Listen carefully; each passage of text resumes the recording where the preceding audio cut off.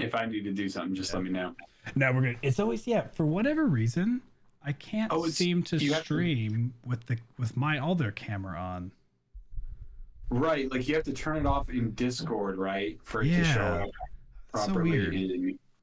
Yeah, that is very interesting. But for some reason, mine's fine. I don't know. Yeah, because I have two cameras, but one is like its own separate source. That is what the stream is seeing right now. And Hmm. then there's just like the little USB one that I put on so that like at least like we can see each other.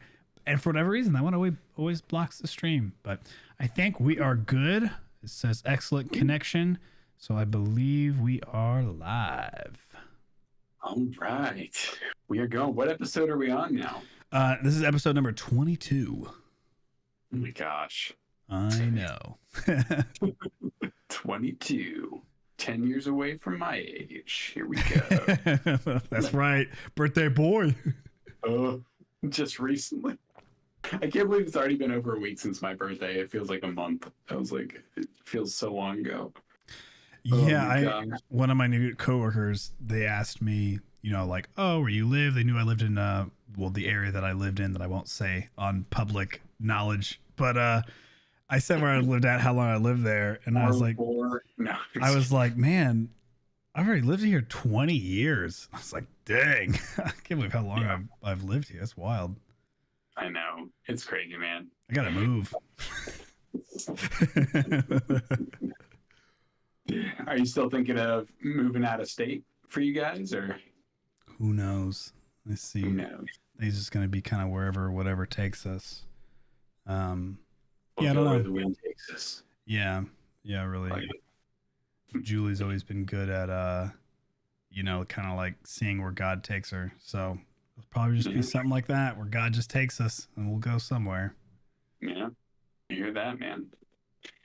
Oh, well, I'll go ahead and get us started. What is up, everybody? We are calling all nerds, and you have answered the call, the beacon in the sky, if you will. We are your friendly neighborhood hosts that talk about everything within the entertainment zeitgeist, and we are so excited to talk about some amazing stuff tonight, including both the start, really, of the Summer Game Fest, which is kind of the start of just a whole week of different gaming conferences, different showcases that are going to be occurring pretty much until the end of June. PlayStation initially started us off, but it was kind of a big flop, which I'm sure we'll also get into. As well as I'm very interested in talking with Tyler about what we think is potentially going to be the game of the year. We're about now halfway through the year. Tears of the Kingdom has come out. Final Fantasy 16 is on the horizon. We've got a few other big games coming out before the end of the year. And it's very quickly, at least to me, it's very quickly shown that like Hogwarts Legacy is not the game of the year. Yeah. It was a fun game, but it was definitely not, I would say, like AAA action of like, not on that level. No, unfortunately not. But yeah, I'm excited to talk to you about it, man. And you haven't really been able to see any of the announcements from Summer Game Fest. So I'm really excited to kind of surprise you with some of these things. Yeah, it should be good. I've been pretty deep into a new job, so I just haven't had too much time. I know what the schedule is. I know that there is going to be like Xbox doing a thing. I want to say Sunday, and then because that's their Xbox thing plus their Starfield thing, which we'll more than likely get into a little bit later. So I know that there's the schedule going on. I kind of forgot that PlayStation kicked things off. I think I was playing disc golf or something like that whenever that was going on. I completely forgot that was even happening. But you didn't text me any links, so I was like, okay, nothing really happened. Usually I know something's good because Max will send me like a YouTube video or something of like a new trailer. I got nothing that day. Right. I will mention later on as we go, kind of like I would say like the big announcements, but there really wasn't that many from the PlayStation Showcase, which was really surprising and honestly a little concerning in what they were kind of talking about in some of these things. But we'll get to that. But I guess I wanted to ask you, man, do we want to do a question of the day like we normally do, or do we want to just like get down into into the news. If you got one, I say let's do a question. I'm down with that. All right. So just kind of like how we were talking about what Julie was watching, what would you say is your show of the year so far for 2023 of like everything you guys have watched? Show of the year. Man, that's always like so hard. I know. Like Ted Lasso was really good. It was my first experience watching it. I dove right into season 3. Did not watch 1 or 2. And I really liked it, which I feel like shows kind of like shows something good about the show. You know, the fact that I completely missed the first 24-ish episodes of the entire show, and then was still satisfied with like the last 12. So that's definitely up there. I've really though, I think like ones that I've just kind of like watched alone that I liked a little bit more, just because I'm more into the action scene, has been John Krasinski's Amazon show. Was it Jack Ryan? Yeah, Jack Ryan. Yeah. I just like. Oh, yeah. I really enjoy those. I think those are really fun. The Tom Clancy stories. Yeah, and like they're not like the best thing in the world by no means, but I like him as an actor. I think he's really good. I've been pretty captivated. Season 1 is still my favorite. Season 2, I gave it a second try, and it turned out to be a little bit better than my initial run of it. And then season 3 was really good. I actually like season 3. And then season 4 just got announced. So the cool thing was, I feel like season 2 and 3 was like a decent break. So season 1 came out in 2018. Season 2 came out in 2019. And then season 3 didn't happen until 2022. So I was kind of like, and then it ended at the end of 2022. Okay. And so the premiere of season 4 starts June 2023. So like they really like between 3 and 4 was pretty quick. Yeah, they turned that around fast. Yeah, and it's gonna be another. They usually do like 6 episodes. I think the last season had 8, but I want to say season 2 only had a couple. Oh no, it also, I'm looking at it right now. So season 2, 3 had 8. Oh, so they've all had 8, and then season 4 they're ending on just 6 episodes. Wow. So I guess that could be like maybe like why they're ending it so quick. Yeah. So I would say that's been it for me this year so far. Nice. I like that. I've found lately that shows that have just 8 episodes a season, I've been able to digest more of. I kind of like that, like 8 episodes of like 60-minute, like higher class of show. Like I tend to enjoy that more now. Yeah, I get that. Yeah. What's been your show of the year so far? Yeah, so I think so far my show of the year has been this show called Barry on HBO. Oh, I remember you talking about that one. Yeah, and they just ended the show. Like, the whole thing is finished with season 4. And just like with Jack Ryan, they are 8 episodes a season, but they're only minutes. So it's like, it's very short. Like, I think what was great was I kind of jumped on the show at the beginning of this year. And so I got to kind of watch it all the way through without having to wait between seasons. Yeah. And I got through it very quickly because it was basically just like watching like a 30-minute comedy, you know, and you could like watch the first season in literally like 4 hours kind of thing, like over the course of like a week or something like that. But it was really good. Just very funny. Like, it was a dark comedy. I think I mentioned a little bit of like how it's played by Bill Hader. Yeah. I really enjoy as like both a comedic and serious actor. I think he has incredible acting skills. I was super impressed by him within the show because he also directed many of the episodes in the final season himself, and so like I think he has a great eye for cinematography and for direction of a scene. Like this guy's really impressive. And I've always thought he was really funny, but I've just never really seen him take it to this level of like serious acting kind of thing. and I think what really drew me to the show was it's basically just like a very high level premise of it is it's about a man who comes out from Afghanistan with severe PTSD. This terrible thing happens to him during the war, and he doesn't really know how to socialize anymore. And he basically just runs into the wrong person and becomes a hitman, or basically like he just like uses his like sharpshooter skills from the war to like take out bad guys. Like he's hired to take out bad guys. Yeah. And like he just doesn't want to do it anymore. And in the first episode, one of his hits or potential hits is an actor in LA who goes to this like acting class. He's very not good at acting, but they become friends. And then Barry decides he wants to be an actor. And so it's basically like a hitman who's trying to become an actor and make it in LA, in Hollywood and everything like that. And it's absolutely hilarious. It's very much a show about, are you able to change your nature? Are you able to redeem yourself as a person by trying to do something different? You know, like getting away from these things. And it's an incredible show. I really enjoy it. It's not for everyone for sure, but you know, I like these kind of unique stories. I thought it was really good. Yeah, did you find it just by browsing HBO's app one day?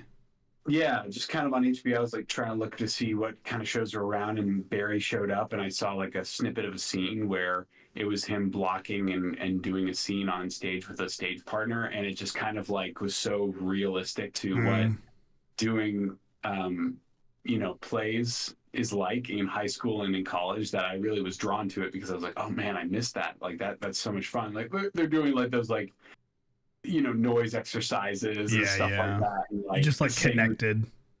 Yeah, like saying the same phrase over and over again, but with different intonations, and like he's like learning about himself as he's diving into acting, and it's really funny. And yeah, it was a lot of fun.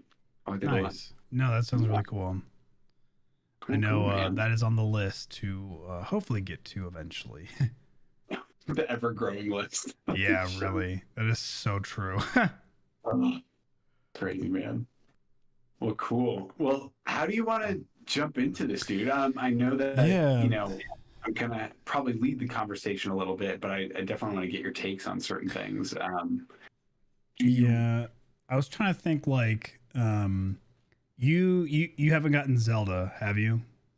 Mm-mm. Okay. No, I'm not yet. I think then I was just going to say a brief thing just to kind of, you know, just to chat about that. And then I say we just like dive into the list of, you know, kind of what's been announced already. And then what does the rest of the week and weekend, I guess just weekend, kind of have in store for us. Yeah, you're right. Because I think like most of the shows end on Monday, if I'm not mistaken. Yeah. Along with things. Yeah. Yeah, so I mean, so with Zelda, I have chatted with Max about this a good bit. Me and him I have like a pretty similar feeling about Breath of the Wild. We liked it in the sense that like we like Zelda, we enjoy them. Now, I haven't played as many of the Zelda games as Max had, but just like the couple that I've played just made me really enjoy just kind of the series. And me and him both feel that like getting Breath of the Wild was worth it in the sense that it helps promote their company of making more Zelda games. But we did not love it like most people did. Wouldn't say we hated it, just say we liked it. It was fine. There was some emptiness to it. We both kind of felt like the graphics, like they were okay-ish. Like they're fine, but they, you know, not the greatest thing like some people said. So I feel like the Pokemon open world games a little bit. Like, definitely a little more defined, I would say, but it's that just like pastel, not kind of blurry. Yeah, very blurry. That I wasn't a fan of. Yeah. So we have a pretty similar baseline, and I say that to start the conversation just because, and I'll try to keep this as brief as I can. It's like, this Zelda to me is just completely different. Like I'm really enjoying the game. I'm like diving in really deep into it. I'm finding myself exploring a lot more. paying attention to some of the side quests, kind of, enjoying the main story quest is pretty engaging. And Nice. all the like customization is so much fun. Being able to actually like craft your own vehicles and craft not even just actual things, just these monstrosities that you can create using fans and rods and rockets. And it's just wild. There is a lot of fun, almost sandbox like things that you can do in this game. But then as well, there is also just a ton of, I don't know, just like, and I don't know if I just played Breath of the Wild wrong, but it just feels like there's a lot more of the world alive in this one. That's what I've heard too. Yeah. Yeah, like you don't, you're not seeing other NPCs like constantly per se, but you are seeing them a lot more often. There is like one NPC in particular who you help keep a sign post like standing so he can kind of nail it to the ground, and like you see him like all over the place in like the most random areas. He could be at the highest mountain or in the lowest fissure, and he's just like everywhere. So you like see him a lot. There's people who walk around and will say like, "Hey, are you looking for treasure? Let me mark your map of where I've heard there's cool treasure at." Oh, that's cool. Yeah. There's a lot of mini bosses. I have pretty much fought all of the mini bosses at this point. The main storyline is it's cool. Max said it sounds pretty much kind of like Majora's Mask, where there's 4 main zones that you have to go help a weather crisis out with. So it is similar in that sense, but it is, it's fun, it's fine. I feel like I actually enjoy it a little bit more than I did in Breath of the Wild storyline. Not really sure why. It just is like really good.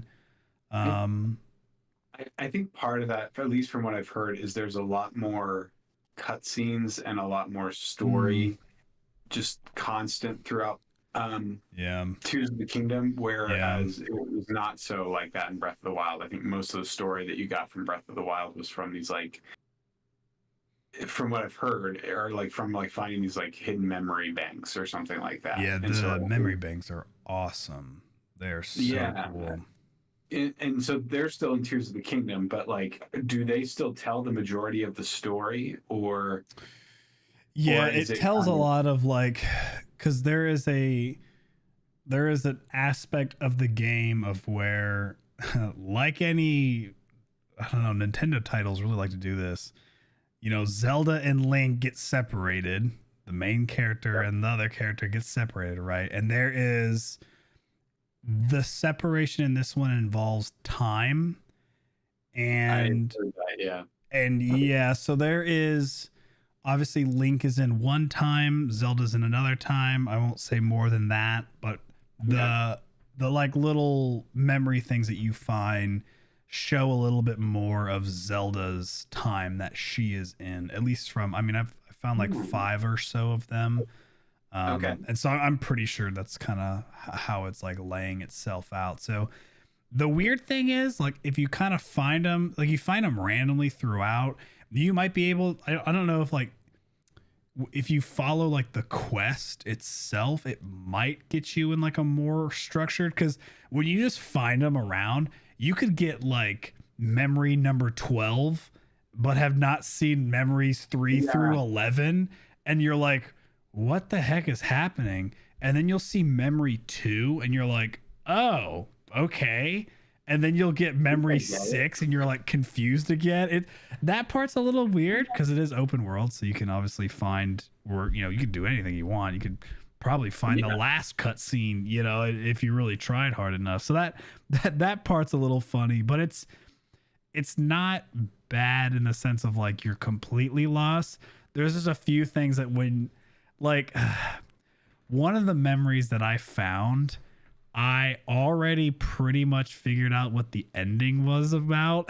And I was like, oh, that's kind of a bummer. It was like my 3rd memory bank that I found.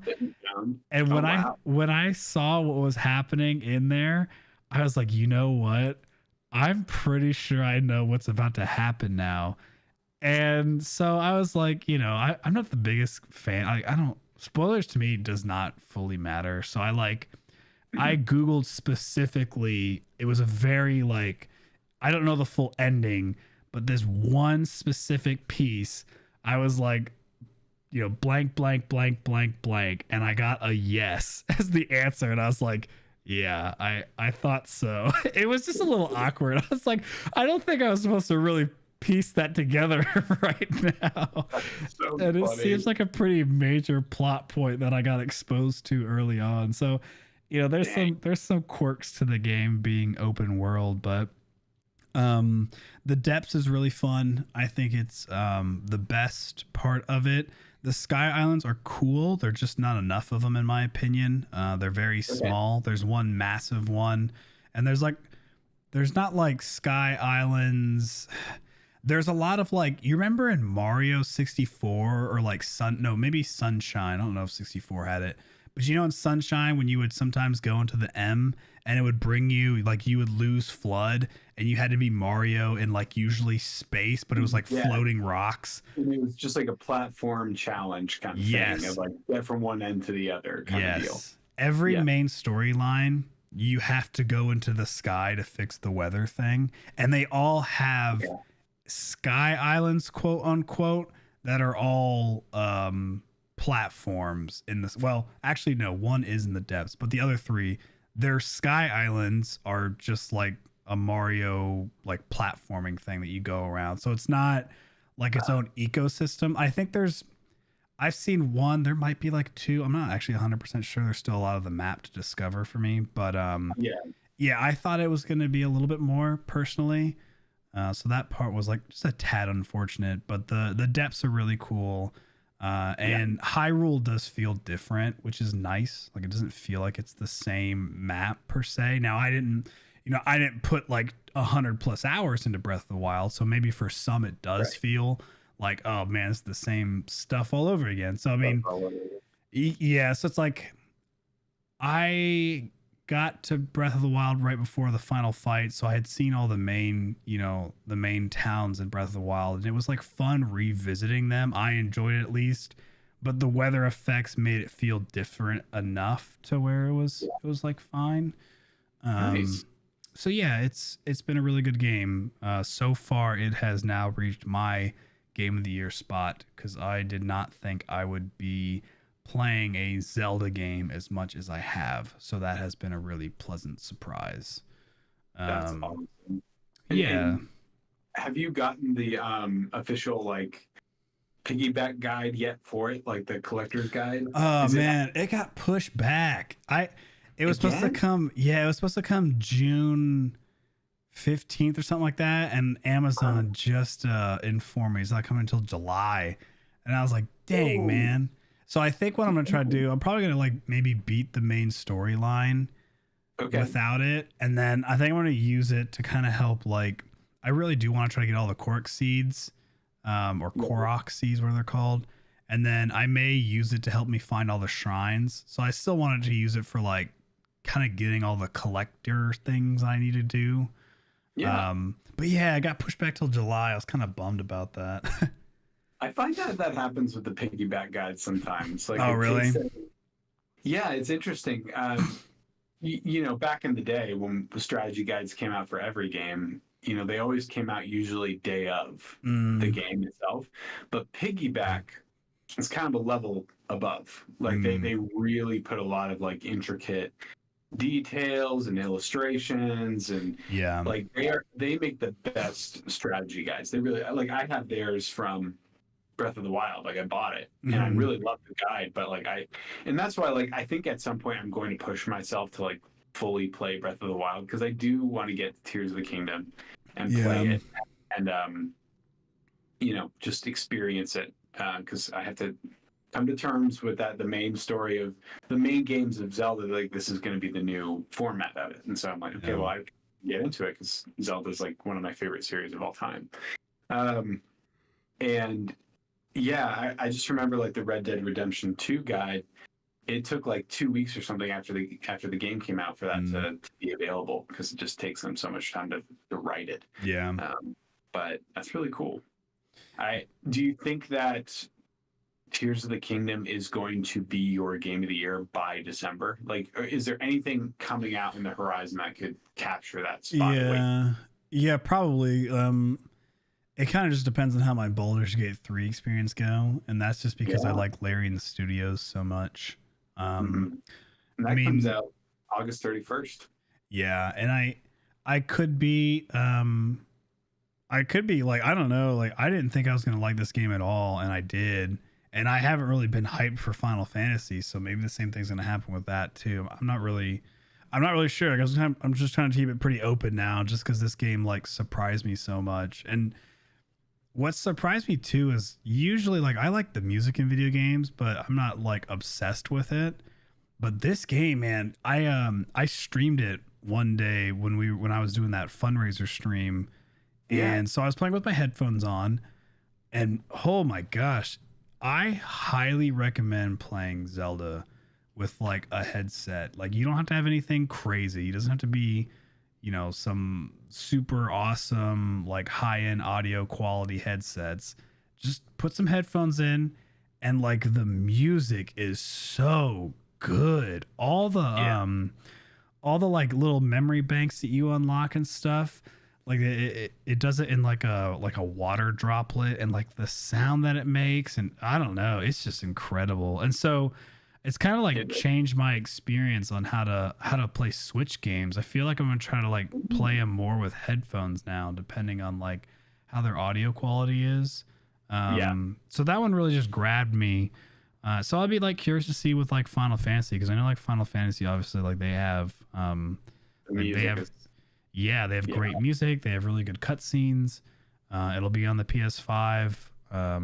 Hopefully can potentially get a better TV by then. Ours is flickering on half of the screen, so that'll be a little interesting playing Final Fantasy on it. But I know Peter's getting it and we share, so I will be able to get it too. So maybe I'll like, I don't know, maybe I'll try the same thing. I'll just like plug my headphones into the controller just so I can have a more like personal experience with it, and just kind of like see what's gonna happen. I'm not really sure. I mean, I liked the last Final Fantasy. I liked it apparently better than most people liked it. I had a lot of fun with the last one. I thought the end. Yeah, I thought the ending was really dumb, but I liked the gameplay and stuff. That was really fun.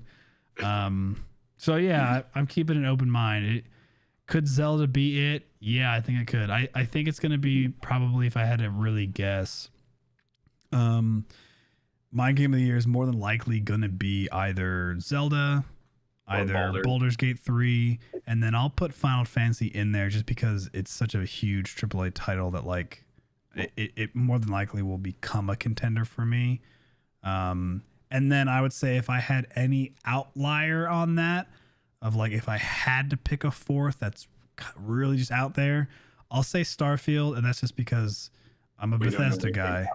Yeah. I love Bethesda. I've been trying to work for them. I've only sent them like 30 resumes in the past, so I definitely have an affinity for that company. But so who knows? Yeah, Starfield could be incredible. It could flop, but we have no idea. So I would say that could be a potential. But yeah, I think Zelda could be it come December.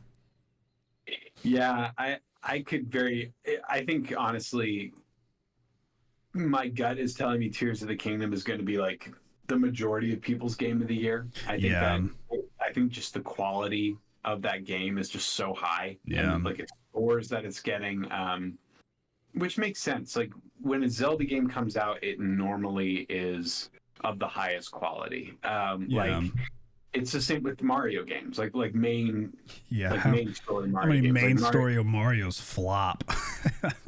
Oh yeah, well, like I mean, like what's crazy to me is that with Nintendo games, there's really not usually that big of a story to any of their titles, right? It's more about the gameplay, more about but it just works. Like something about even for someone like me who is such a heavy story guy, I tend to be drawn to the Marios and the Zeldas and the Metroid games.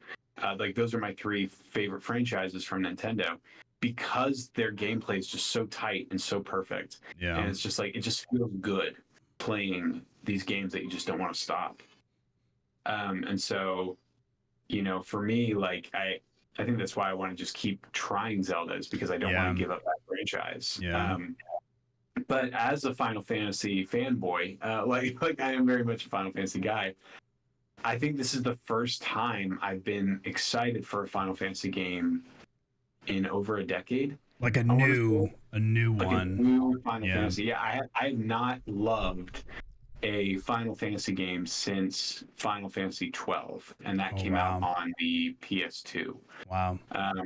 Like every Final Fantasy game that has come out in between, like 13 and 15, and I know 14 Realm Reborn is like one of the best MMOs ever made now. I just for some reason can't get into MMOs. I want to try it at some point when I have the time to, but it's just every year they just keep adding more and more content to it, and it just seems so daunting. Yeah.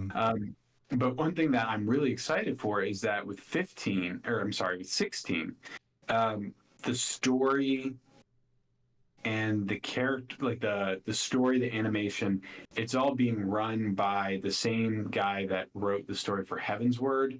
Oh, that's cool. The expansion. Or, like, yeah, it's like the guy that like wrote most of the expansions for 14. I think that's why so many people are really excited for 16, is because it's that same kind of it's that same person writing the story in this one. And it's a very mature Final Fantasy. Like, we've never had a rated M Final Fantasy game, so that's gonna be I very, didn't know it was rated M. Wow. yeah. Oh, yeah, this thing is going to be violent. Like, it is like, Jeez. bloody.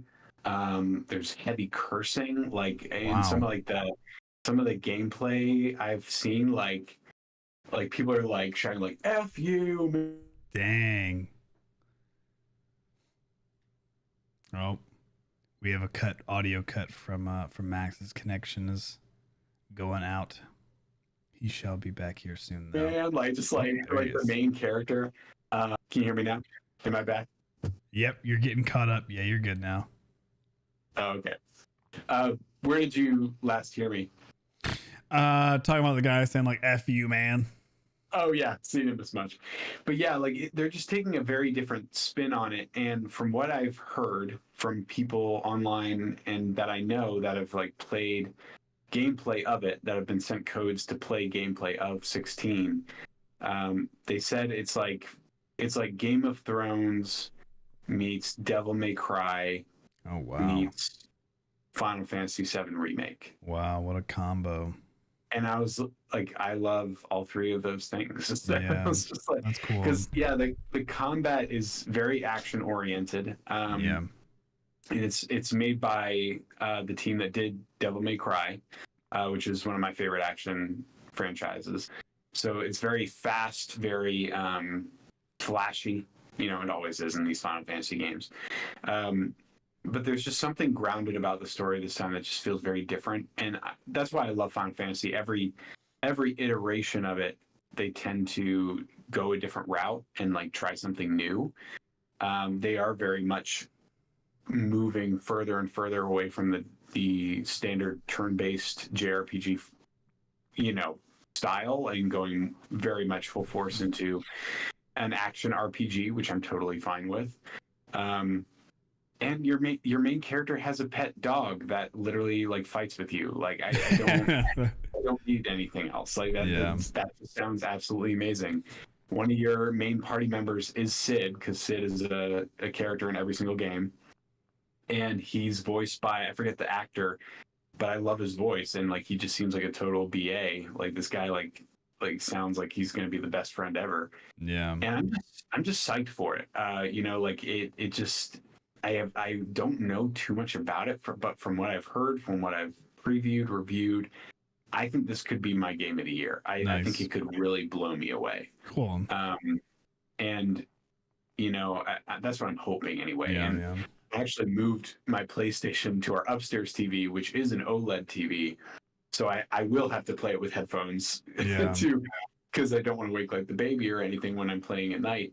And I'm just excited to your point, get the full like audio feel of it, because the music, I'm sure, is going to be incredible. Yeah, it's such a more like personal feeling or experience It is. whenever you are like playing with headphones. I was pretty surprised. I I know. I was playing Slime Rancher 2 on the Xbox just because it's on Game Pass, and the games are so much fun. And I I'm finding know. myself like even just listening to the TV, I'm like, man, the music in this game is pretty good too. I tell you, indie games, indie How games great. go like too hard on their music. It's like, man, some of these games have better audio than like AAA titles that I've heard. It's so What's so cool.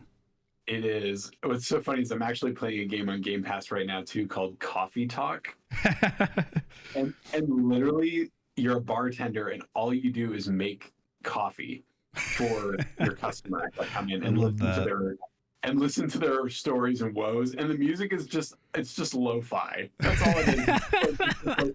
Yeah, boom, boom, boom. Like very like chill, Yeah, relaxing yeah. music, and I was like, okay, this is a very calming game. I like it. It's a Like, and vibe. yeah, and like the story of it is actually pretty funny. It's like you're set in this like it's set in 2020, but the world is inhabited by like not fairy tale, I guess. Well, yeah, like fairy tale creatures. Like there's Hmm. vampires and werewolves Wow. um and elves and succubus and Yeah, like yeah. devils and stuff like that. And like some of these characters that come into your coffee shop, like there's an elf and a succubus that are in love, but they're not allowed to like be together because Yeah. their races hate each other. And it's like this is actually kind of like it's conflict that like, oh wow, like I kind of want to see where this goes. Like Yeah. as each day comes in, they come in and they're like, oh, can I have an espresso, and then you have to make like literally the only gameplay in the game is you making the coffee. Otherwise, you're reading that. It's like, Man, that is up your alley. Story oh yeah, driven. That's yeah. oh yeah. I'm all for it, man. It's been a lot of fun. You know, one quick thing too, you mentioned like the voice acting and stuff. One thing that I didn't realize in Tears of the Kingdom, they got Matthew Mercer to do Ganon, or well, They got I Matthew Mercer. yeah, I guess like it's one of those things where it's like the villain looks like Ganon, but they call him, the Demon King, and it's like, okay, it looks like pretty sure it's Ganon. But yeah, so yeah, Matthew Mercer is the voice actor, and it's epic, man. It's pretty Dude, cool. how freaking awesome for Yeah, him!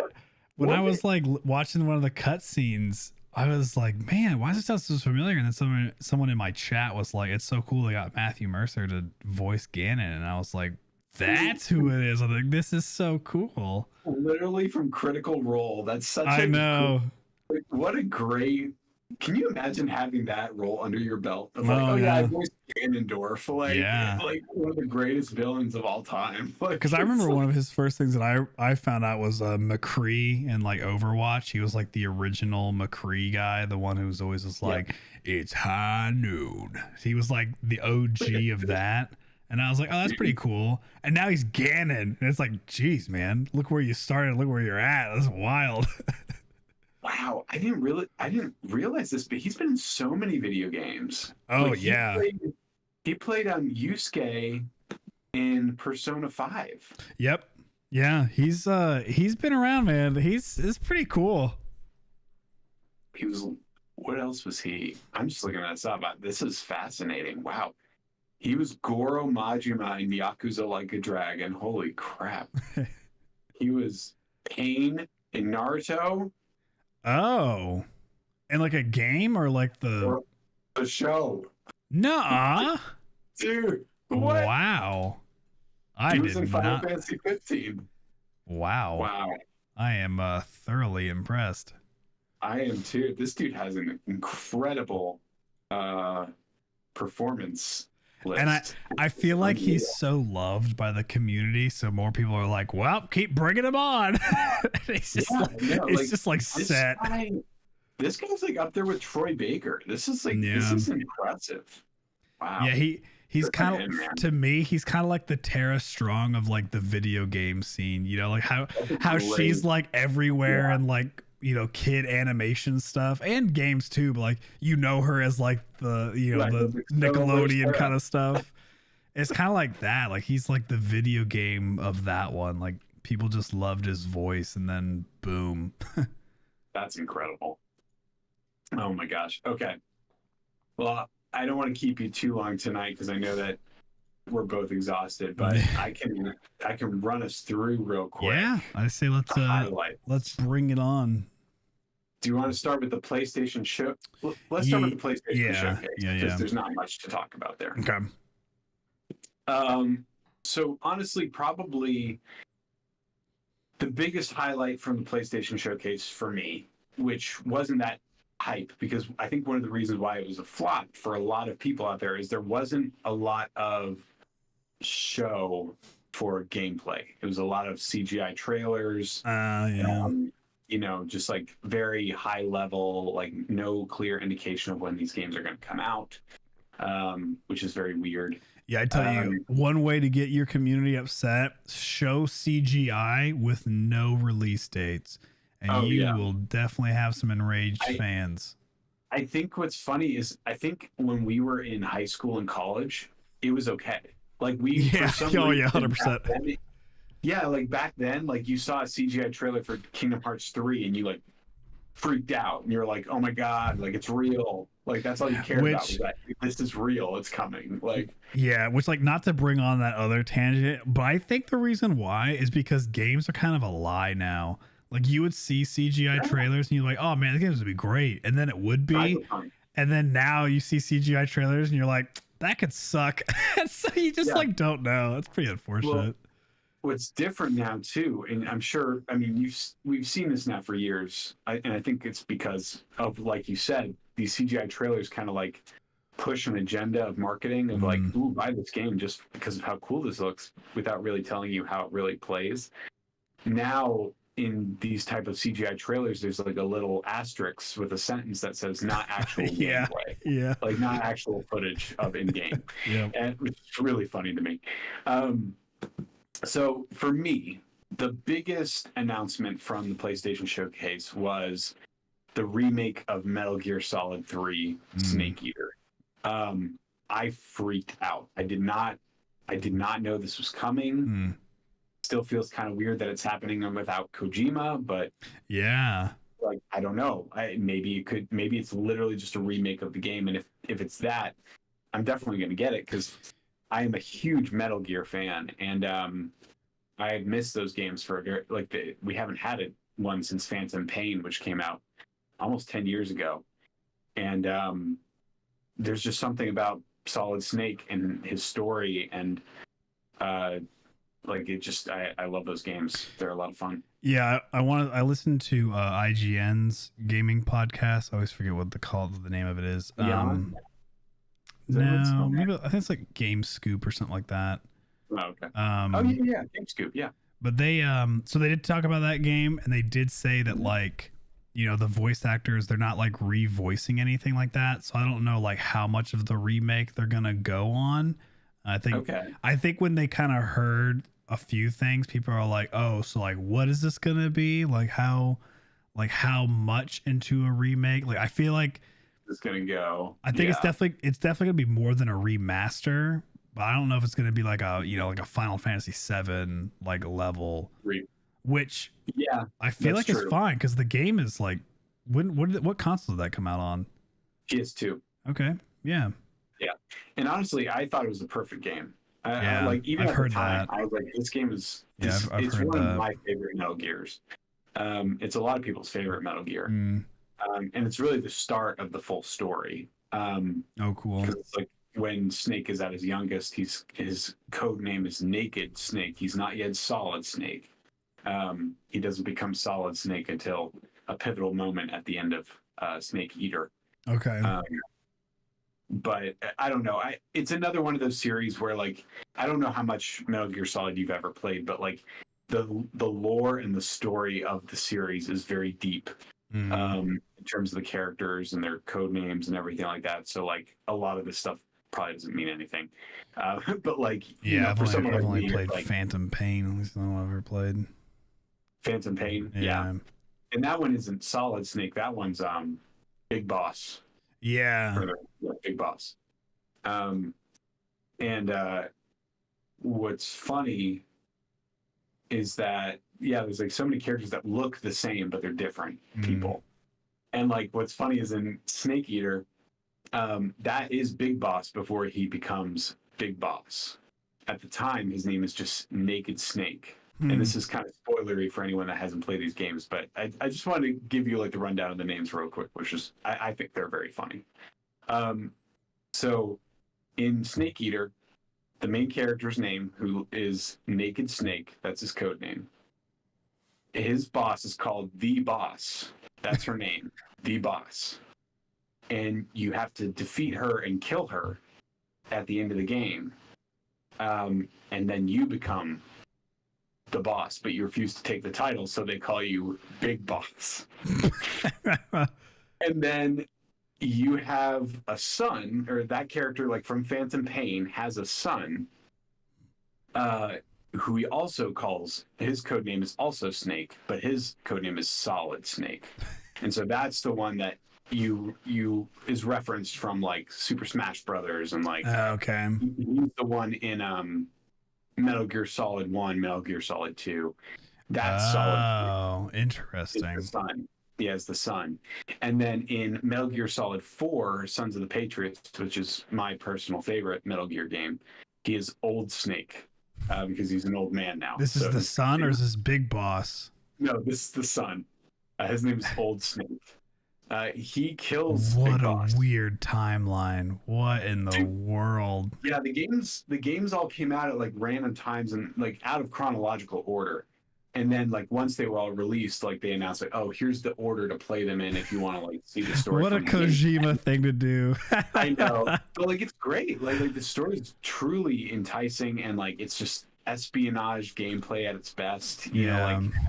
like this is that game I told you about where I was playing it, and I always try to play the games through like a no kill run. Yeah. Like you don't kill anybody, you just use a tranquilizer. And even the bosses, you can get away with not killing the bosses. And I always try to play through them the first time with a no kill run. And Julie was watching me play it, and she was like, "Shoot him! Shoot him! Kill him. Kill him! Use the grenade launcher!" And I'm just like, "No, I don't want to do that." It's so funny. But I digress. I took up way too much time talking about my love for Metal Gear. Sorry.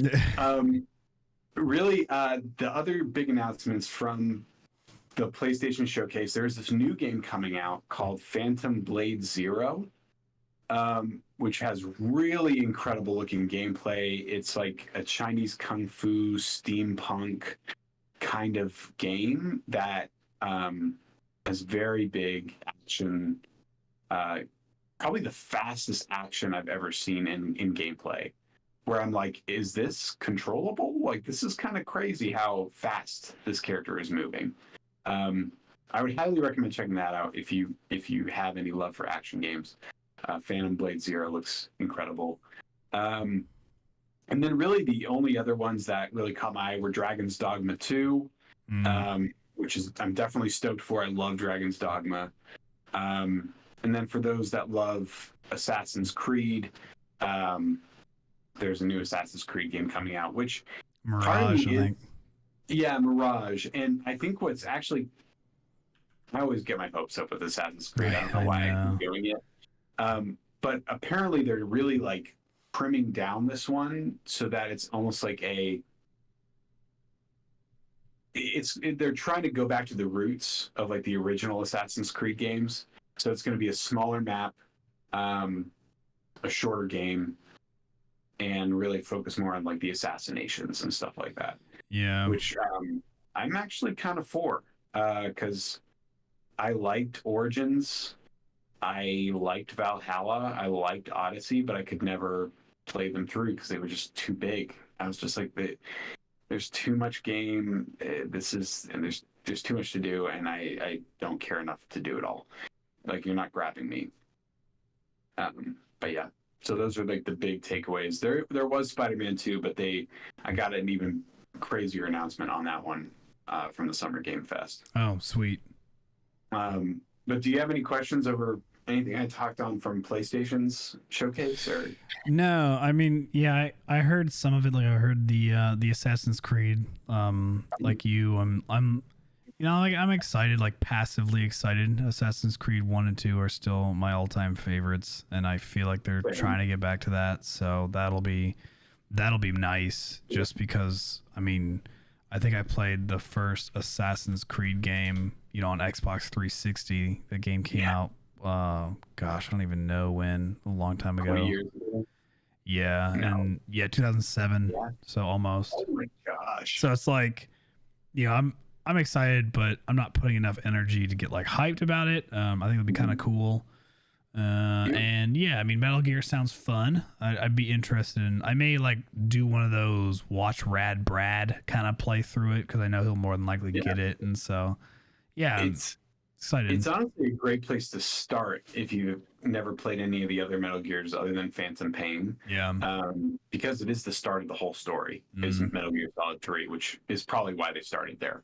To kind of like remake the journey. Yeah. Again, I'm sure. But yeah, I'm with you. It was just a very. I was shocked at how let down I was by the PlayStation showcase. Yeah. Because normally I would go into it thinking this is going to be my showcase of the year, and it was very much not. Like the Summer Games Fest was much better, and I'm actually now more stoked for the Xbox showcase than I ever was before because I want to see what free games I'm going to play for Game Pass. Like I'm ready to see what I'm getting. Okay. Big items from Summer Games Fest. Spider-Man 2 was shown again, and it was given the release date. They gave us October 20th. Oh, okay. Release of Spider-Man 2. Nice. And they announced that you are not staying in Manhattan. You can still go to Manhattan, but you are also going to be able to go to Queens and Brooklyn. Oh, we talked about that. How I was like, I don't want to stay in the same map because the same map again. I played the heck out of the first game. I don't want to like be in the same area the whole time. And honestly, when I think about it, Manhattan as like an area wasn't that big. Like you could kind of zip from one end of the island to the other fairly quickly, like within like a few minutes. The fact that we now get to branch out into Queens and Brooklyn, that's cool. That's really cool. Yeah, I'm very excited about that. They did say that you can kind of during story missions, there are certain moments when you can flip between Miles and Peter. Yeah. But outside of story missions, you can kind of flip between them whenever you want. Kind of thing. I talked to somebody on stream about that. How funny would it be if they did it kind of Grand Theft Auto 4 like, or Grand Theft Auto 5, whichever one it was, and like where you would just like flip to a new character and they're doing the most random thing ever. Like I would love to see what happens. It's like you go Peter's like playing basketball with some kids. Yeah, I don't know. It'd be really fun. I hope they like. I hope they have fun with that, with the switching. Yeah, I hope so too. Because that was one of the things that I thought was really endearing about the first game was whenever you had to go through like those fast. I never really did fast travel that much in Spider-Man, but when you did, it was funny to see like Spider-Man on the 8 train or something like that, like going through his cell phone. And like I love those little things. I think what's really exciting is that this is going to be only on PS5, and they showed that Miles now has his glider suit. Oh, so, cool! Like he can like fly. Now, instead of you don't have to worry so much about webbing. You can like glide, and when Miles is gliding, at least in the gameplay they've shown, he is moving so fast, and it just like really shows off the power of the system of like. You are like buildings are a blur. Like you are moving so quickly through the map, and it's loading as you're going. Where it's like, wow, like it kind of reminded me of, like I said, of like Phantom Blade Zero. Of like, I can't believe that we now can have gameplay that is this fast. Yeah, that's cool. Quick. So I'm really excited about that. Really excited about the villain of both Venom and I always forget his name. Oh, Craven? Craven, thank you. I think that both of them together are going to be great villains. I'm sure that at the end of the game, they're going to tease Green Goblin for Spider-Man 3. Probably Carnage, too, would be really cool. We've got to get Carnage at some point. In my head, I'm like, okay, Spider-Man 3, the end of the trilogy, it's going to be Carnage and Green Goblin. Like that. Like, it's just got to be. Like those are the two big ones. Okay, moving forward. They announced a new Prince of Persia game. Wow.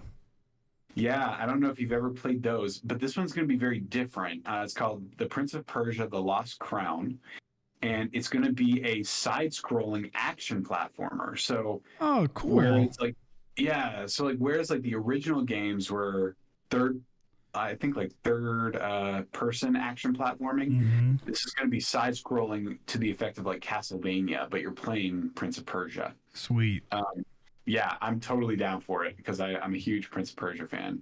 But that looked really cool. They showed Mortal Kombat 1. So they're coming out with the next entry in the Mortal Kombat game. I guess they're restarting it. I really don't know too much about Mortal Kombat. I'm not really good at the fighting games, but people were really hyped about that with Mortal Kombat 1.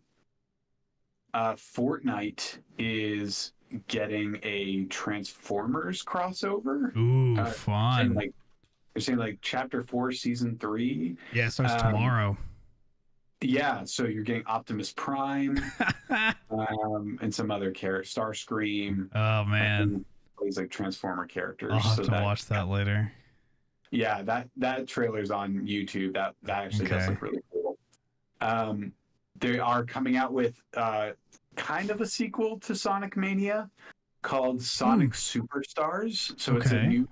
it's a new 2D classic Sonic game. Cool. Cool. Those usually do And well. yeah, it's brand new maps. So it's like Oh, good. whereas like in Sonic Mania, like I loved Sonic Mania, but it was very much like It's them like a just kind of redo, kind of, right? yeah, it was like revamping like the best maps from the original three games. But this is all brand new maps, and it's co-op. You can play with up to four players. Oh, Um, wow.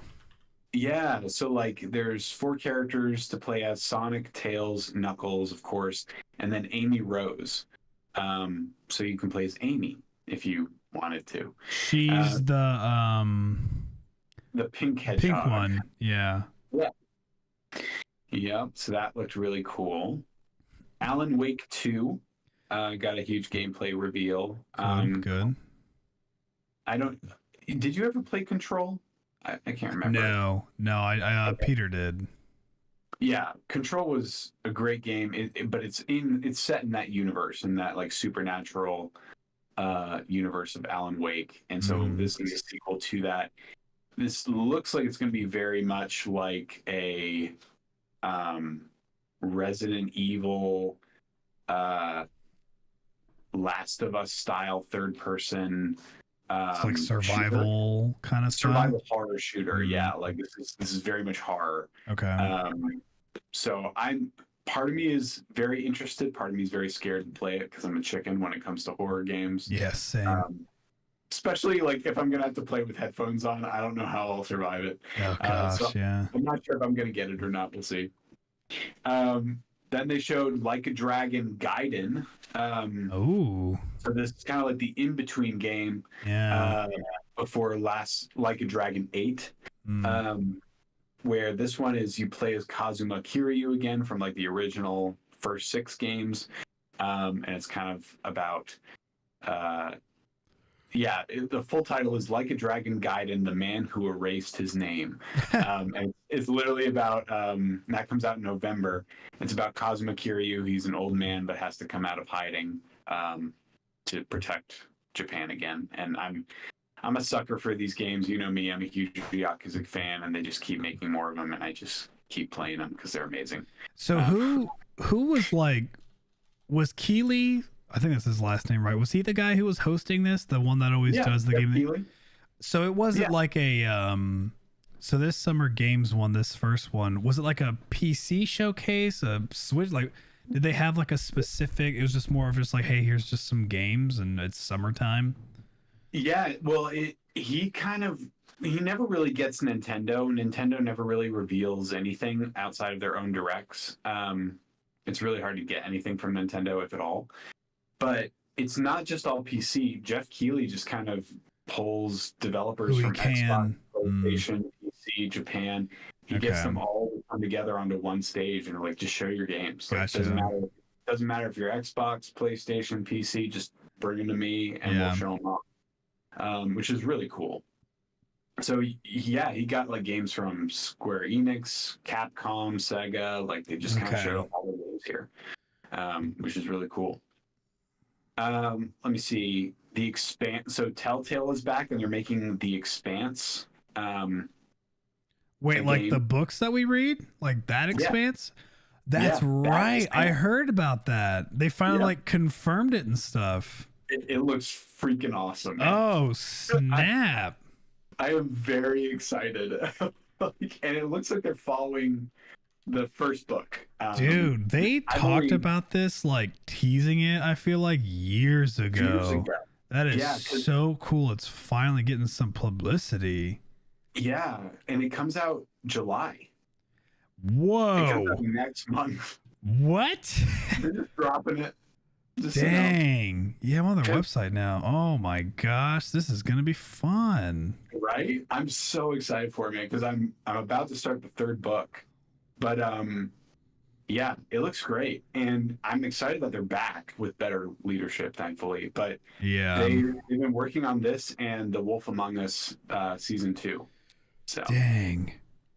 yeah. Cool. That's exciting. Yeah. I'm really excited about that one. This one's kind of fun. I don't know if it's going to be any good or not, but Akira Toriyama and Bandai Namco are teaming up to make a game called Sandland, Hmm. which has Akira Toriyama's signature art style, like from Dragon Ball. And you play as this boy who has a giant mech in this desert land, and you're tasked to save the world. So it looks Fun. very anime, very action style game, but I'm down for it. I love the Dragon Quest games that have that same art style. Like it's a very unique art style, which I'm very excited for. There's a game called Pal World, which is kind of like Pokemon, but it's creatures with guns. Um, Literally, it's a game about collecting monster friends and then equipping them with guns. Sure. January 2024, Pal World, a brand new multiplayer open world survival crafting game. Dude, Yeah. this world has gotten so wild in their game descriptions. Multiplayer open world survival crafting game. I feel like it's Chat GPT at this point. It's just like, just write up a description of this for us. Like, Genre: role playing video game, shooter game, indie game, adventure game, fighting game, early access. As if early access is a genre. Wow, that's so funny. so funny. Let's see. They showed Banishers again. This was a game that you and I were really interested in from last year. I forget what the showcase was last year that we watched, but it's that game called Banishers. Was it game of the year when they exposed this? I can't remember. I can't remember either, but I just remember seeing the trailer for it, and I was like, "This looks really cool." 'Cause, like, Yeah. you like fight with ghosts, like ghosts Yeah. kind of like leading you. I like the look of it. Yeah, very excited for that one. They showed a game. Sorry, a trailer for Baldur's Gate 3. Nice. But get this. The major villain of Baldur's Gate 3 is going to be voiced by Jason Isaacs, Lucius Malfoy. That's weird. Yeah, I didn't know that. That's interesting. I'm kind of stoked about that. Yeah, that'd be kind of cool. Yeah, to get a major actor like that, that's pretty impressive. Yeah, Larian Studios, man, they've been really But I love Jason Isaacs. yeah, it's a wild storyline. It is super out there. But Larian Studios does a really good job at like making just like their games really fun to explore, so it should be good. Nice. Yeah, I think when it comes out, you'll have to tell me the story because I'm interested in it. I just don't know if I'll ever play it. Yeah. So then Marvel Snap was announced as getting a conquest mode. I guess like it's like a single elimination tournament in the game. And it's also getting a card game. Marvel Snap is. Yeah. Wait, Marvel Snap isn't that card game? What's that card game that they have? Oh, I don't know. Is it already a card game, maybe? I just thought it was the app on the phone. Yeah, isn't it? It's like, well, I guess it's not a card game. Yeah, I mean, like you use cards, but I guess it's not like. Yeah, because like you battle Uh, with cards. So I wonder if they're making like an actual like more because yeah, it's not card game in the sense of like you draw cards and you place them down like you would in like a Yu-Gi-Oh. It's like you put your cards down in like three swim lanes and you try to okay, control the zone and like I don't know. gotcha. It's weird. It's a total different take on a card game. So I wonder if they're trying to like add a new layer to it or not. That's cool. Maybe. It's I don't know. addicting. That game is crazy addicting. I bet. Oh my gosh. All right, and then I got a few more here. Okay. Lies of P. I don't know if you've heard of this one, but it's a Souls-like. Oh, Um, jeez. it looks gorgeous, but it follows Pinocchio. Like the main character's Pinocchio as a real boy, and you're fighting Oh, like wow. French mechs, like giant French mechs.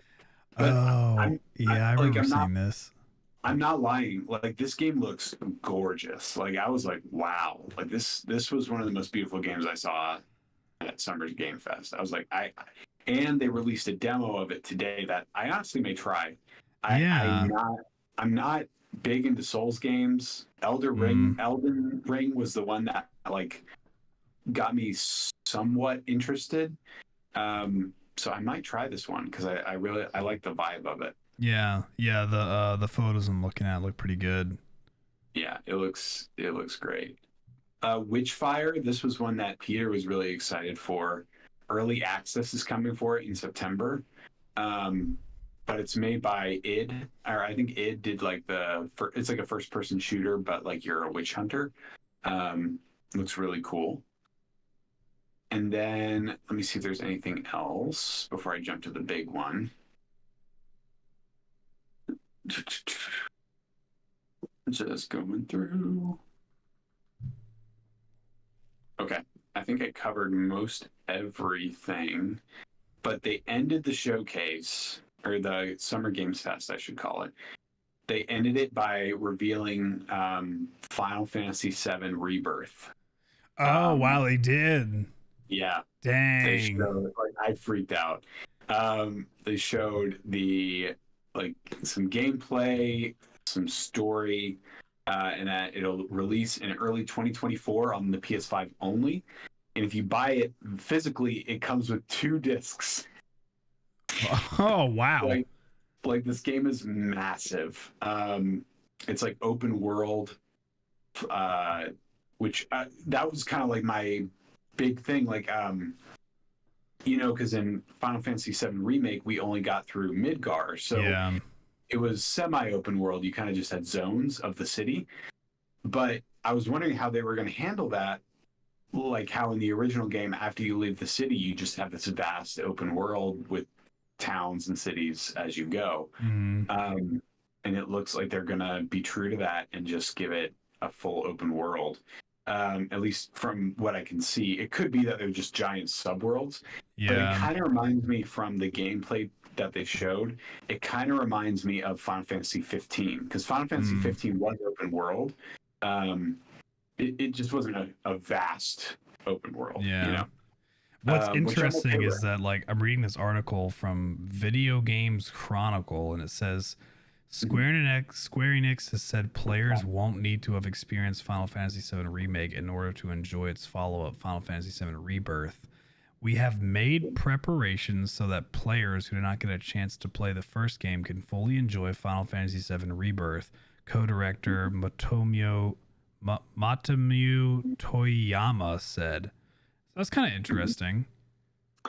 Yeah, normally when they say things like that, it usually means that they put in like a what's the word? Recap like Mm, option in the main menu of like, hey, watch this if you haven't yeah. played the first game. And it's usually like a 15-minute like video showing Yeah. all the main points of the previous games. The reason I say that is because the Yakuza games are kind of like that. They're Oh, all a gotcha. continual story. You, like a Dragon was kind of a break. Like it was a new main character, new Mm, storyline, so you didn't really have to know anything about the previous games. But in every other Yakuza game that follows Kazuma, there's always a recap option in the main menu where you select it, and then it's like, what story do you want to hear about? Yakuza 1, Yakuza 2, Yakuza 3, you know, like, Cool. Okay. where do you want to come in?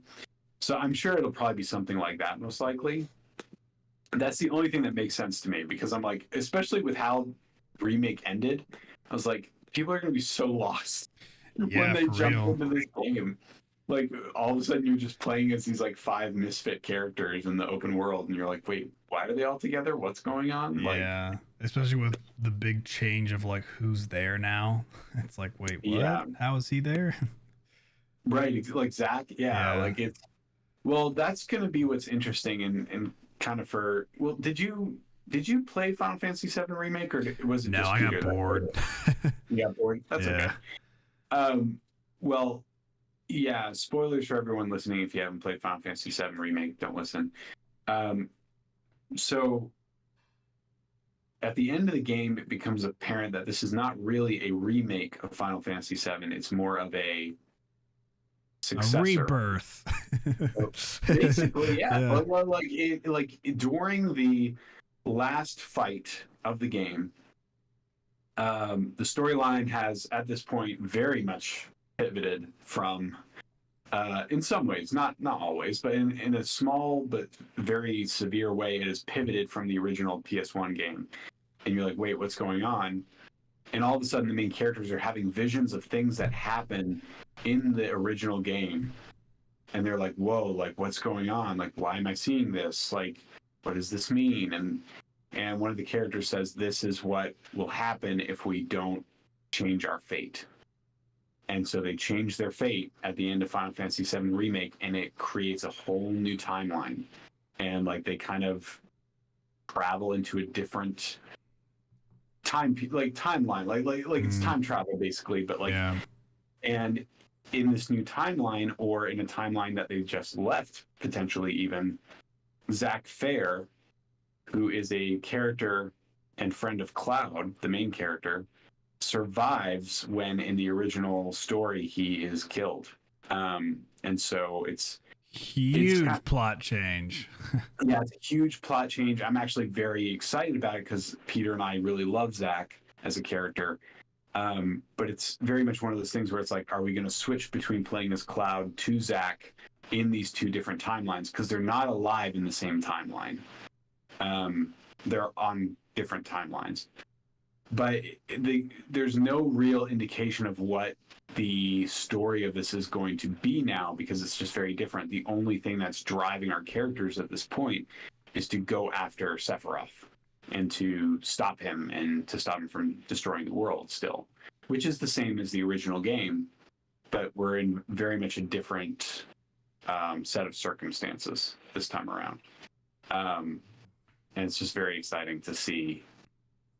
I think just like the first game, there's going to be a lot of familiar story beats. There's going to be a lot of like, oh, okay, we're like, if you watch the gameplay trailer, like the game looks gorgeous. But it's like, oh, here's Junon, here's the Chocobo Ranch, here's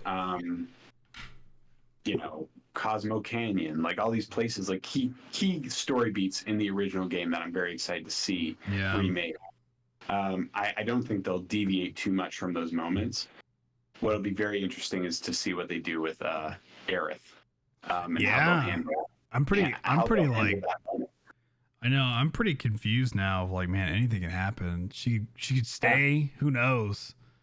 Well, and now from the trailer, like they're kind of showing that, like, oh, back in, like, there's this moment, like, you played in Crisis Core, but basically it's the moment where it's the moment where Sephiroth becomes the villain, right? Like he kind of snaps mentally and burns down, realizes who he is, and it's like burns down Nibelheim. I think that's a very iconic video game moment. Like, even if you've never played Final Fantasy VII, like, you know what that is. Like it's just kind of broken the zeitgeist in that way.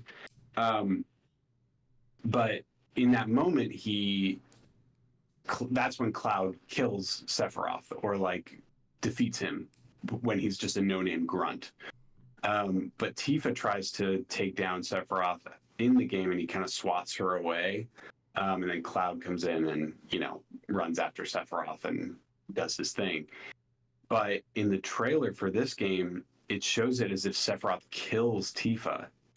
Oh, And so it's like, wow. and so it's like, wait, like if he killed Tifa in this timeline that we're in now, right? Who is the Tifa that we're traveling with, kind of thing? Like that's like kind of the question they're throwing at you from this trailer. It's like That is so weird. It's so weird, but it's like intriguing to me. Like it's like, oh, like this is kind of fun because like I know the original story back to front. It's my favorite video game of the time. Yeah. So now you're throwing these curveballs at me, and I'm like very interested to see like how is this all going to tie together? Like, are you going to do something completely different? And they've already said like this is the midpoint, right? Like there's going to be one more Final Fantasy VII game after this one, and they're all titled with like re. So it's like Final Fantasy VII Remake, Final Fantasy VII Rebirth, and then the last one is going to be one last title. A lot of people are thinking it's going to be Revive or like something like that, but I don't know. We'll see. But very excited for it. It comes in early 2024, which probably means like February or April, most likely. Cool. So I'm hyped. And that's it, man. That's all the games. Cool. No, that's a pretty big list already. It's kind of interesting to see like what's going to be some follow up from this, especially with just kind of like the schedule that they have in hand. Like was like Summer Game Fest that happened today. They also had like Devolver Digital's thing, and then now on so they're taking a break tomorrow. I assume if this is a live thing, maybe there's just like some stuff happening at the place where it's happening at. And then it looks like we got Wholesome Direct 2023 on the 10th. I'm actually excited for that one, honestly, on Saturday. What is that? So from what I've heard, Wholesome Direct is like just a bunch of cute video games. Oh, okay. That are like E for everyone. That just make you feel warm and fuzzy, and they're just showing them all off in this wholesome one. So, well, that's cool. We need that in our lives. Yeah, we need a little bit of that. So I'm hoping that I get at least one or two games from that direct that like makes me interested. Of like, oh, I'd play that kind of thing. You know, like the bear owning a. Oh man, I know. I can't wait for them to update that game and make it a lot more about the owning the inn. That'll be cool when that game gets better. Yeah, because didn't you say like it's still in beta or something like that?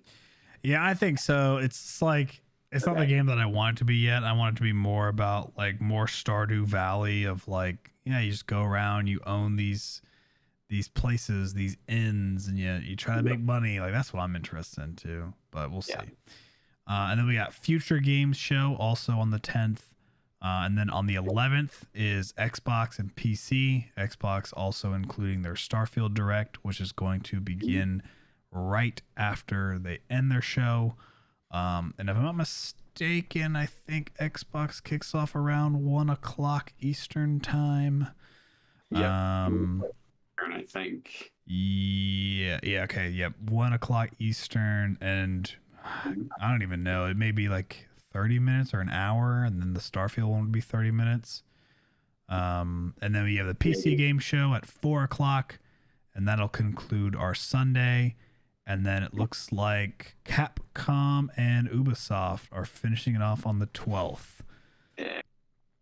Ubisoft being Ubisoft being at 1, Capcom being at 6. More than likely we'll probably see more of Mirage to kind of get more of an idea of what they're wanting to do with that. And then Capcom probably talk about Street Fighter, maybe like Resident Evil stuff, Dragon's Dogma. Should be some cool things to come. So is it bad that I want them to announce another Ace Attorney game at the Capcom show? I don't think we'll get that, but But so this weekend looks like it's going to be pretty good with some games coming out. Now I'm excited about the Xbox One. I know you and I like briefly kind of mentioned how like, I mean, when it comes to like Starfield and like what they're doing, it's like a little nervous because of I don't know, when people do these segments directly about their game, like not even just like, oh, it's after the show and like not that many people are like watching them, but like when you're saying like, hey, we are doing a Starfield direct. I mean, like we saw Cyberpunk do that. More than likely, I mean, I can't think of them off the top of my head. I know there's probably been other games. It's just like I feel like whenever these games dedicate this much of like the effort onto it, of like, we are doing a full 30-minute, full-fledged, nothing but talking about this game, and even like not thinking of other developers, like when Bethesda does this in the past, I just feel like it hasn't really like gone out well. Like they did it for the most recent Fallout 4, and then, well, I guess 76 is the most recent, and they did it with that. Like Fallout 4, they had like a big thing about it, and people enjoyed the game, but it wasn't something that they loved. And then Fallout 76, and they really went hard on being like, look at how great, this is going to be awesome. It's going to have this, it's going to have that. And then again, it just didn't do that well. And now you are dedicating an entire segment of probably like the hour and a half, 2 hours that you were given. And you're saying, okay, like Starfield comes out. I don't even know. I have no idea when it comes out. I know it comes out this year. Can't really say. It comes out, I think, September. Okay. But I think part of the reason why they're doing it is, honestly, this is like the last like first party like big Xbox game coming out this year, and they really need it to hit. They really need it to land, because Redfall was such a huge disappointment. Oh yeah, dude, they better be dropping some bombs on Game Pass. And that's why I'm saying, like, why the Xbox showcase has me the most excited. Like, I want this Xbox showcase to be the best one of them all, because I want them to come out and just be like, here's everything coming out in the rest of 2023 and all of 2024 coming to Game Pass. Big awesome games.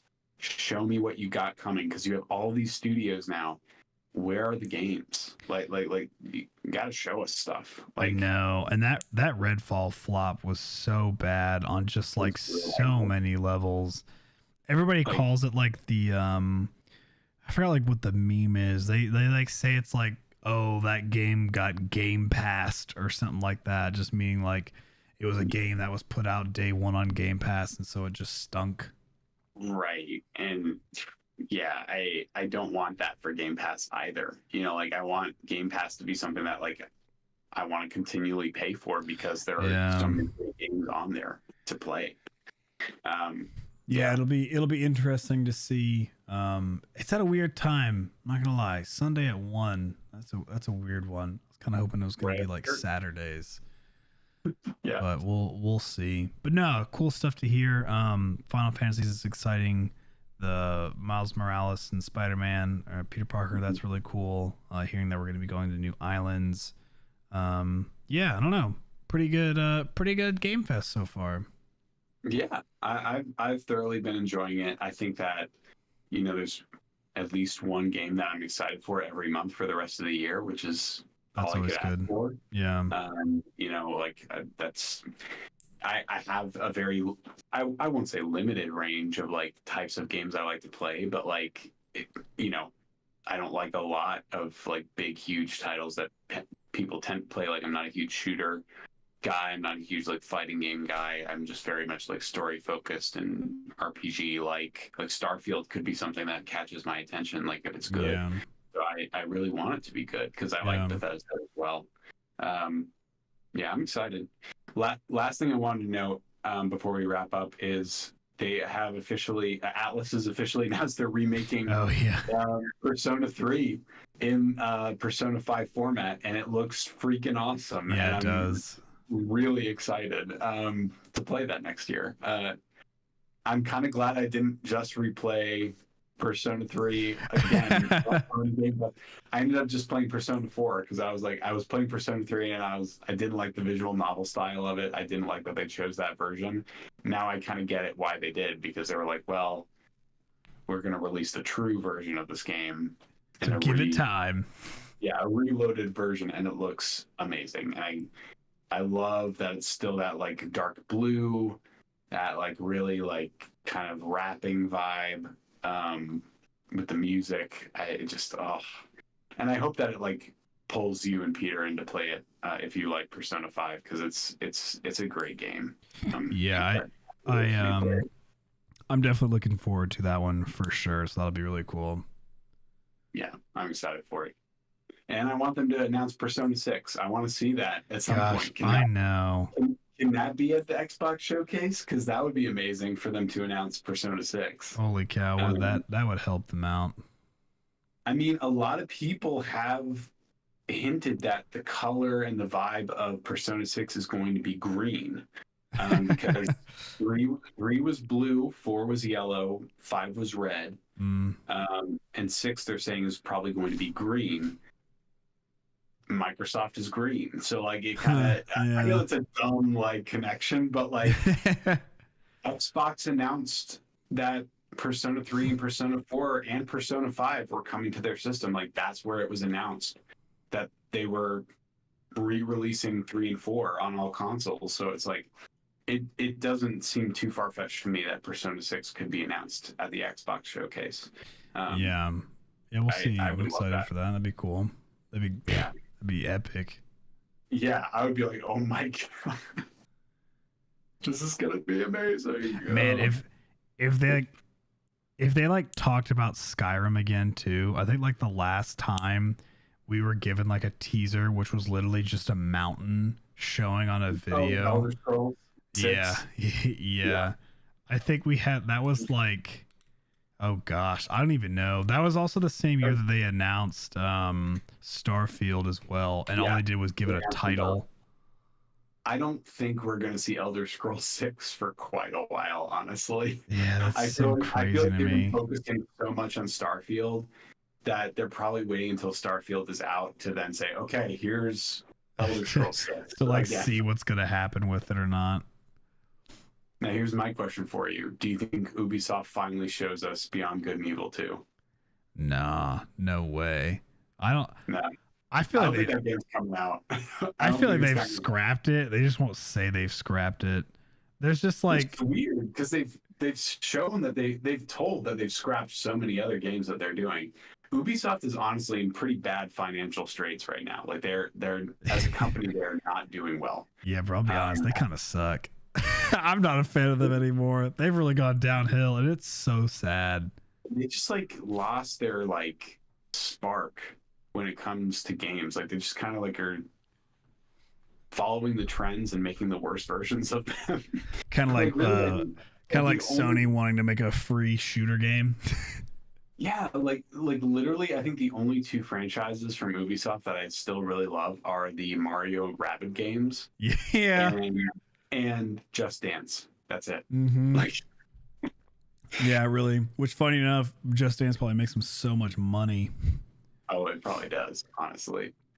But they're just like holding on to Assassin's Creed for dear life at this point. Yeah. They're just like, this is the only thing give that's up. like, keeping us afloat. So it makes sense that they're trying to go back to their roots with that because they probably are seeing that the sales are really starting to like go down a little bit, and they're like, we need to go back to our roots. Yeah, for sure. We'll see what happens. Well, cool. I do gotta start heading out. Yeah. The game that I've been playing right now, I already let you guys know it has been Zelda. Have you been playing anything that you want to kind of give some light to?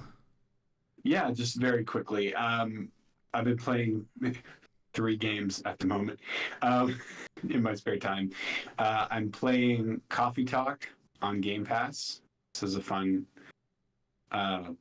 one. Actually, I guess I'm just playing 2 games.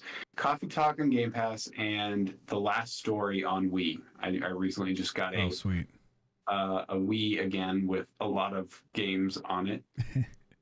And I've been trying to now play a lot of like fun RPGs on the Wii that I never got to play originally, and it's really great. Cool. I really love it.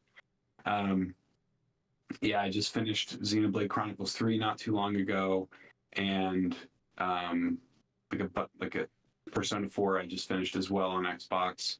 So got 2 big JRPGs out of the way, and so I'm just trying to cleanse the palate before Final Final Fantasy. Fantasy 16 takes over my life. So Nice. Yeah, no, that's in awesome. a few weeks, in a few days, it comes out in like less than 15 days. Yeah, here we go. 2 weeks Exciting officially. times. 2 weeks officially till 16. Well, very right. cool. Appreciate you joining. Appreciate anybody who listened to us. As always, you can find us on YouTube at Calling All Nerds. You can also listen to us on any of your favorite major podcasting sites out there. Amazon, Spotify, Apple, Google. We got them all. So we're on there too. YouTube is always fun. You can watch us live, interact with us, let us know maybe where we're getting our facts right or wrong, and chime in. We don't have any notifications on, but we do see the chat. I am looking at it, so I will see you if you chat. We just may not get to you right away, but it's still fun to kind of join us live. But yeah, you can listen to us on any of your major podcasting sites. If you have not already, make sure to give the video on YouTube a thumbs up. Give us a rating on the podcast site of your choice, because it really does help with kind of like the overall exposure of our podcast to others. And yeah, you can find us anywhere, Calling All Nerds. We're not really much social media people, so really you'll just kind of see us on YouTube and on other sites. So outside of that, I think that's all I have for you guys. Max, any final words? No, just I hope everyone has a great summer.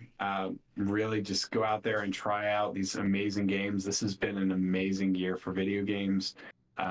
Please go out and enjoy all that's out there. And I hope everyone has a great night. Stay safe. Talk to you all later. Peace.